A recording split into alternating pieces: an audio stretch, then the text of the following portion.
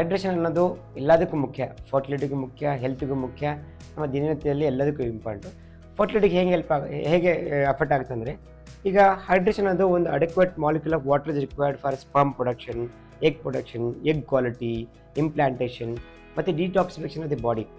ನಾವೇ ನೀರು ಕುಡಿದೇ ಇದ್ದರೆ ನಮ್ಮ ಬಾಡಿಲಿರುವ ಕೆಮಿಕಲ್ಸನ್ನು ಆಚೆ ತೆಗೆಯೋದಕ್ಕೆ ಹಾಗೇ ಉಳ್ಕೊಳ್ತದೆ. ಸೊ ಯಾವಾಗ ಕೆಮಿಕಲ್ ಜಾಸ್ತಿ ಆಗುತ್ತೋ ನಮ್ಮ ಸ್ಪರ್ಮ್ ಕೌಂಟ್ ಪ್ರೊಡಕ್ಷನು ಕಡಿಮೆ ಆಗುತ್ತೆ. ಸ್ಪರ್ಮ್ ಪ್ರೊಡಕ್ಷನ್ ಬಂದ್ರೂ ಮೊಟಿಲಿಟಿ ಇರೋದಿಲ್ಲ, ಮಾರ್ಫಿಲಿ ಅಬ್ನಾರ್ಮಲ್ ಸ್ಪರ್ಮ್ ಬರುತ್ತೆ. ಮತ್ತು ಯಾವುದೇ ರೀತಿ ಹೈಡ್ರೇಷನ್ ತೊಗೊಳ್ತಿದ್ದಾಗ ಬಾಡಿ ಟೆಂಪ್ರೇಚರ್ ಜಾಸ್ತಿ ಆಗುತ್ತೆ.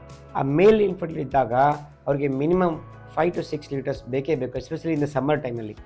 ಬೇರೆ ಟೈಮಲ್ಲಿ 3 to 4 ಲೀಟರ್ಸ್ ಇದ್ರೂ ಸಮ್ಮರಲ್ಲಿ ನೀವು 8ರಿಂದ 15 ಗ್ಲಾಸಸ್ ನೀರು ಕುಡಿಲೇಬೇಕಾಗತ್ತೆ. ಮತ್ತು ಯಾವುದು ವಾಟರ್ ಕಂಟೈನಿಂಗ್ ಫ್ರೂಟ್ಸ್ ಇರುತ್ತೆ, ಲೈಕ್ ವಾಟರ್ ಮಿಲನ್ನು, ಮಸ್ಕ್ ಮಿಲನ್ನು, ಈ ಥರ ಇರೋದನ್ನು ಫ್ರೂಟ್ಸ್ ಜಾಸ್ತಿ ತಿನ್ನಬೇಕು. ಆರೆಂಜ್ ಜ್ಯೂಸಸ್ಸು, ಮೋಸಂಬಿ ಜ್ಯೂಸಸ್ ಎಲ್ಲ ಕುಡಿದಾಗ ನಿಮಗೆ ಹೈಡ್ರೇಷನ್ ಅಡಿಕ್ವೇಟ್ ಆಗುತ್ತೆ. ಅದೊಂದೇ ಅಲ್ಲ, ನಿಮಗೆ ರಿಚ್ ಇನ್ ಹೈಡ್ರೇಷನ್ ಇರೋ ಫುಡ್ ತೊಗೊಂಡಾಗ ನಿಮ್ಮಲ್ಲಿ ಅಮಿನೋ ಆ್ಯಸಿಡ್ಸ್ ಬರುತ್ತೆ, ಕೆಲವೊಂದು ಮ್ಯಾಗ್ನೀಸಿಯಮ್ಮು, ಬೇರೆ ಬೇರೆ ಕೆಮಿಕಲ್ಸ್ ಎಲ್ಲ ಬಂದ್ಬಿಟ್ಟು, ಅಂದರೆ molecules which is helpful for the growth of sperms.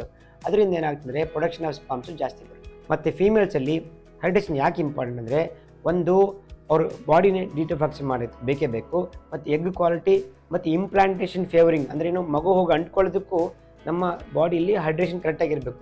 ಅದಕ್ಕೆ ನೀವು ಮಜ್ಜಿಗೆ ಅಥವಾ ನ್ಯಾಚುರಲ್ ರಿಸೋರ್ಸ್ ಲೈಕ್ ಫ್ರೂಟ್ಸ್ ಇರುತ್ತಲ್ಲ, ವಾಟರ್ ಮಿಲನ್ ಜ್ಯೂಸಸ್ಸು ಅಥವಾ ಮೋಸಂಬಿ, ಅದೇ ಹೇಳ್ದಂಗೆ ಆ ಜ್ಯೂಸಸ್ಸನ್ನು ಜಾಸ್ತಿ ಕುಡಿಬೇಕು. Per day minimum 3.5 to 4 litres ಕುಡಿಲೇಬೇಕು. ಇನ್ನು ಸಮ್ಮರ್ ಬಂದಾಗ ಮಿನಿಮಮ್ 5 ಲೀಟರ್ಸ್ ಇದ್ದರೆ ತುಂಬ ಒಳ್ಳೆಯದು.